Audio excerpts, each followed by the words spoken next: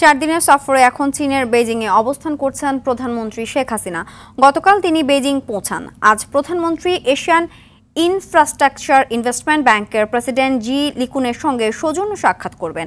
এরপর প্রধানমন্ত্রী শাংগ্রিলা সার্কেলে summit on trade, business and investment opportunities between Bangladesh and China শীর্ষক সম্মেলনে অংশ নেবেন।